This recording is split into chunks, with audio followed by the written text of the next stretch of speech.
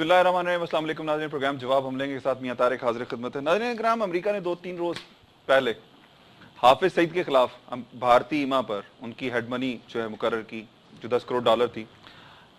पाकिस्तान समेत पाकिस्तान का जो इस वक्त ट्रांस था, सलाला चेक पोस्ट के बाद पाकिस्तान ने जिस तरह नेटो की सप्लाई बंद की थी, अमेरिका मुख्तलिफ हेलो बहानों से पाकिस्तान पर प्रेशर बिल्ड कर रहा है, प्रेशर डेवलप करने की कोशिशें कर रहा था। लेकिन शायद अभी तक जो हमारी पार्लियामेंट और पार्लियामेंट के अलावा जो हमारी तमाम सियासी जमातों का एक कंसेंसस डेवलप हो चुका था एक कि जी पाकिस्तान नेटो की जो जिस तरह की पहले भी इस तरह की हरकतें होती रही हैं कि पाकिस्तान में मुदाखलत, पाकिस्तानी चेक पोस्टों पर हमले होते रहे, इनकी रोकथाम और उसके अलावा पाकिस्तान से नेटो की सप्लाई के हवाले से जितना है वो एक मकसद तरीके से मुज़ाकरात करके पाकिस्तान की खारजा पॉलिसी में जो तब्दीली की कोशिश की जा रही है, उसके बाद शायद अमेरिका ने अब हाफिज सईद की जो हेडमनी मुकर्रर की है वो उसका नताइज शायद उनको अभी तक पता नहीं था। लेकिन पाकिस्तान की जानिब से जिस तरह का एक सख्त मौक़िफ़ पेश किया गया, मुझे तो हैरत हुई कि जब वज़ीर-ए-आज़म पाकिस्तान ने भी इस बात का इजहार किया कि अमेरिका के पास अगर कोई ठोस शवाहिद हैं तो हमें दिए जाएं, फिर हम हाफिज सईद के खिलाफ कोई कार्रवाई करेंगे।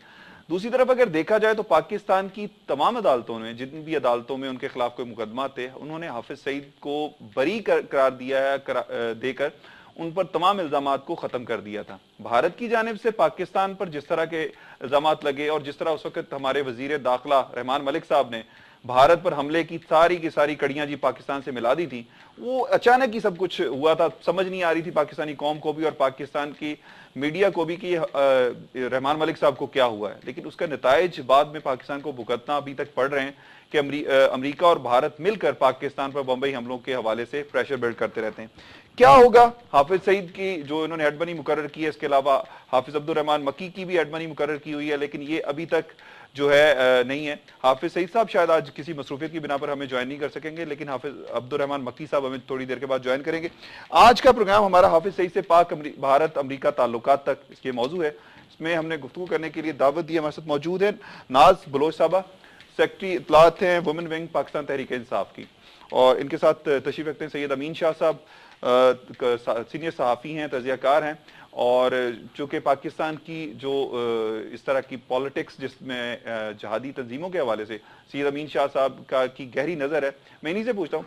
शाह जी, ये बताइएगा कि पाकिस्तान में जिस तरह हाफिज सईद साहब आज़ाद घूम रहे हैं, अमेरिका कहता है जी बदकिस्मती ये है कि वो आज़ाद घूम रहे हैं, अदलिया ने उनको बरी करार दे दिया है, आप क्या समझते हैं अमेरिका ने जो हेडमनी उनकी मुकर्रर की है ये क्या है और इसके पीछे क्या जो उनके मकासद क्या कारफरमा है? बहुत शुक्रिया। आपने जहाँ तक बात की है हाफिज सईद के सर की कीमत जो अमेरिका ने लगाई है, कोई नई बात नहीं है। इससे पहले वो इस किस्म के अंदिया दे चुके हैं, और वो लोग जो कुछ अरसे तक यहाँ मज़ाहमत कर रहे थे अमेरिका के खिलाफ, जी, बहुत सी ऐसी शख्सियात हैं जिनको उन्होंने सर की कीमतें लगाई हैं।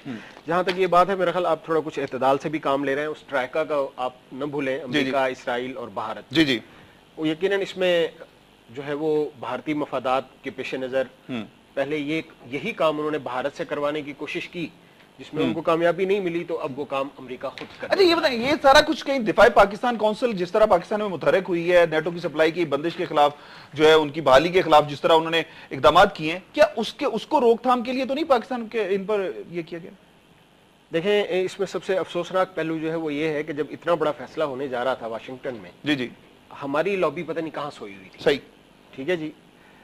जिसके बाद हम अभी तक डिफेंसिव पोजीशन में हैं, और हमारी वही डिफेंसिव पोजीशन है कि जी हाफिज सईद के लिए ये दे दें, फलां दे दें, यही कुछ हम भारत से मांगते रहे। बात ये है कि ये हाफिज सईद का मसला नहीं है, पाकिस्तान के वकार का मसला है, दाखिली खुद मुख्तारी का मसला है। अच्छा, मैं एक चीज आपको यहाँ कट करूंगा। नाज़रीन, हमें यहाँ ज्वाइन किया हाफिज अब्दुल रहमान मक्की साहब ने, नायब अमीर हैं जमातुद दावा पाकिस्तान के। जी, अस्सलाम वालेकुम।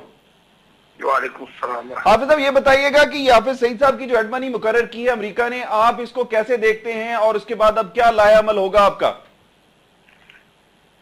देखिए जी, आप देखिए, अमेरिका ने ये इक़दाम हिंदुस्तान की सरजमीन पर, भारत की सरजमीन पर खड़े होकर पाकिस्तान के अंदर एक ऐसे कायद के खिलाफ किया जिस पर पूरे मुल्क की अदालतें, हाई कोर्ट और सुप्रीम कोर्ट वाज़ेह फैसला दे चुकी हैं कि वो आदमी एंटी स्टेट एक्टिविटीज या टेररिस्ट एक्टिविटीज में मुलव्वस नहीं है। ठीक है। तो अमेरिका का ये भारत को खुश करना और भारत को बाकायदा उसकी पुश्ती बानी करना کہ وہ پاکستان کے اندر اپنے تخریب کاری کے عمل کو اور بڑھائے، اور امریکہ اس کو پورا ساتھ دے گا، اور پاکستان کی کوئی سفارتی حیثیت یا خود مختاری، اس کی سولیڈریٹی، انٹیگریٹی، کوئی سوورینٹی، کسی چیز کا لحاظ نہیں رکھا گیا۔ اچھا یہ بتائیے گا حافظ صاحب کہ اب دفاع پاکستان کونسل کا کیا مستقبل ہوگا؟ کہ امریکہ نے شاید دفاع پاکستان کونسل توڑنے کے لیے یا اس پر پابندی لگوانے کی بھی کوشش کی تھی ماضی میں، حکومت پاکستان کو کہا گیا کہ اس کو بین کیا جائے، اس کا مستقبل کیا ہوگا؟ دیکھیے دفاع پاکستان کونسل تو اپنے مقاصد کے لیے، اور خاص کر جو 1 پوائنٹ ایجنڈا ہے کہ نیٹو کی سپلائی لائن کسی صورت میں بحال نہیں کی جائے گی، دفاع پاکستان کونسل اپنے اس موقف پر قائم ہے، اور کل جمعہ کے دن پورے ملک میں بہت بڑے احتجاجی مظاہرے ہوں گے، ہر پریس کلب پر اور بڑے بڑے چوراہوں پر۔ جمعہ کے اجتماع کے بعد سارے ملک میں انشاءاللہ آپ دیکھیں گے کہ ڈی پی سی کے مظاہرے ہوں گے، اور بھرپور موقف کا اعادہ کیا جائے گا کہ امریکہ اس قسم کے جتنے ہتھ کنڈے استعمال کرے، بھارت جتنا بھی پروپیگنڈا کرے، مگر پاکستان کے عوام کسی بھی شکل میں نیٹو کی سپلائی لائن کو بحال نہیں ہونے دیں گے۔ یہ بتائیے گا کہ جس وقت حافظ سعید کی ہیڈ بنی مقرر کی جا رہی تھی، حافظ صاحب کی جب ہیڈ بنی مقرر کی جا رہی تھی امریکہ میں، تو پاکستانی لابسٹ کیا وہاں پہ سوئے ہوئے تھے؟ پاکستان کے جو مفادات کے نگران ہیں، پاکستان کے جو سفیر ہیں وہاں پر، وہ کیا کر رہے تھے؟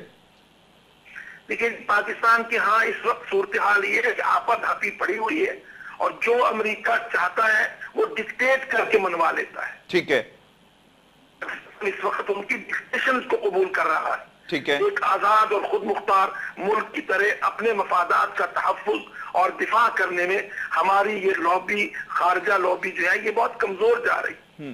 مجھے یہ بتائیے گا جس طرح جہادی تنظیموں پر ماضی میں پابندیاں لگائی گئی ہیں، کیا دیکھتے ہیں مستقبل میں وہ پابندیاں پاکستان میں ختم ہوں گی، یا اس طرح کی پابندیاں امریکہ کو پاکستان میں پابندیاں لگوائے گا؟ دیکھیں جہادی تنظیموں پر پابندیوں کا مسئلہ، معاملہ اس معاملے سے یکسر مختلف ہے۔ یہ جماعت الدعوہ ہے اور ڈی پی سی دفاع پاکستان کونسل ہے، اس میں جہادی تنظیموں کا مسئلہ نہیں ہے۔ یہ تو پورے ملک کی ساری جماعتیں، 42 جماعتیں مل کر مشترکہ جدوجہد کر رہی ہیں، اس کو جہادی تنظیموں کے معاملے سے بریکٹ نہیں کیا جا سکتا۔ ٹھیک ہے، یہ بتائیے گا کہ یہ حافظ سعید صاحب کے پاس کے حوالے سے امریکہ کے پاس کوئی ثبوت تو ہے نہیں، تو کیا سمجھتے ہیں کہ امریکہ پھر کس طرح انہوں نے ہیڈ منی مقرر کر دی ہے ان کی؟ یہ صاف ظاہر ہے کہ ہٹ دھرمی اور بوکھلاہٹ کا نتیجہ ہے۔ اس سے ظاہر ہوتا ہے کہ امریکہ کے پاس ان کے ہاں بھی یونٹی آف کمانڈ نہیں ہے، اور اداروں میں باہم ترابط نہیں ہے، اور وہ دنیا کو کوئی حیثیت نہیں دیتے، اور وہ نہیں دیکھتے کہ ان کے کسی بھی عمل سے کسی آزاد خود مختار ملک پر کیا زد پڑتی ہے۔ مکی صاحب کہا جاتا ہے کہ آپ کے بھی انہوں نے ہیڈ منی تو مقرر کی ہوئی ہے، کوئی انعام مقرر کیا ہوا ہے، اس کے حوالے سے کیا کہیں گے؟ دیکھیں جی، میں تو یہی عرض کروں گا کہ امریکہ کے اس طرح کے اعلانات سے، یہ جو لغو اور بالکل بلا دلیل اعلانات ہیں، اس سے امریکہ کی حیثیت، اس کی کریڈیبلٹی، اور دنیا جو کہتی ہے کہ امریکہ امن کے لیے کوشاں ہے، امریکہ کا اصل چہرہ بے نقاب ہوتا ہے۔ جہاد کا مستقبل کیسے دیکھتے ہیں اب؟ جی، جہاد کا مستقبل کیسے دیکھتے ہیں؟ جہاد ایک اسلامی فریضہ ہے۔ دنیا میں جہاں جہاں امریکی مظالم ہیں، ان کے نتیجے میں مسلمان اٹھ کے اپنے اپنے علاقوں کی حفاظت کے لیے لڑ رہے ہیں، وہ ایک اسلامک آسپیکٹ ہے۔ اللہ تعالیٰ نے دفاع دیا ہے مسلم امہ کو، اس کو کوئی طاقت دنیا کی روک نہیں سکے گی کبھی۔ حافظ سعید صاحب کی مصروفیت کیا ہوں گی؟ حافظ سعید صاحب انشاءاللہ اسی طرح عوام کے اندر موجود رہیں گے، عوام کی تربیت کریں گے، قیادت کریں گے، انشاءاللہ یہ عمل چلے گا۔ حافظ عبد الرحمن مکی صاحب بہت شکریہ، آپ نے ہمیں جوائن کیا۔ ناظم بلوچ صاحب، آپ نے حافظ عبد الرحمن مکی صاحب کی بھی گفتگو سنی، آپ نے یہ بھی دیکھا کہ امریکہ نے کس طرح ہٹ دھرمی کا مظاہرہ کرتے ہوئے ایک پاکستانی آزاد شہری پر، جس کے عدلیہ میں کوئی ریکارڈ نہیں ہے، کوئی ثبوت نہیں، جس کے خلاف بھارت نے اتنے سالوں سے کوشش میں لگا رہا ہے، کوئی ثبوت نہیں فراہم کر سکا، کیا وجہ ہے؟ امریکہ نے جو ہیڈ منی مقرر کی ہے، اس کے بعد اب پاکستان کی حکومت کو، پاکستان کے عوام کو کیا کرنا ہوگا؟ دیکھیں سب سے پہلے ہمارے ملک کے سربراہان نے جس طرح ابھی ہمارے ملک کا حال کر دیا ہوا ہے، ہمارے انٹرنیشنل ریلیشنز میں دیکھ لیں کتنا بڑا ہمیں ایفیکٹ پڑا ہے. پچھلے 4 سالوں نے تو وہ ریکارڈ توڑ دیے جو ڈکٹیٹرز نے نہیں کیا تھا، وہ کام انہوں نے کر دیا.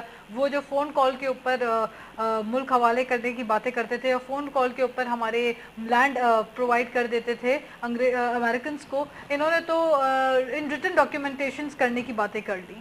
اور اس کے بعد آپ یہ دیکھ لیجئے کہ اگر آپ ایگزامپل دیکھ لیں کہ ہمارے پاس یہاں پہ it's just beginning, it's a long history, یہ ابھی سے سٹارٹ نہیں ہو رہا. آپ اگر اس کی چین اٹھا کے دیکھ لیں تو ہمارے پاس یہ Raymond Davis case, what was that, Kerry Lugar bill کیا تھا، یہ سب کچھ ان کی ہر باتوں پہ ہم نے اگری کر کے اپنے ملک کو اتنا کھوکھلا کر دیا کہ اپنے ملک کی خود مختاری کو ہم نے خود اپنے ہاتھوں سے جو ہے وہ لوز کیا ہے.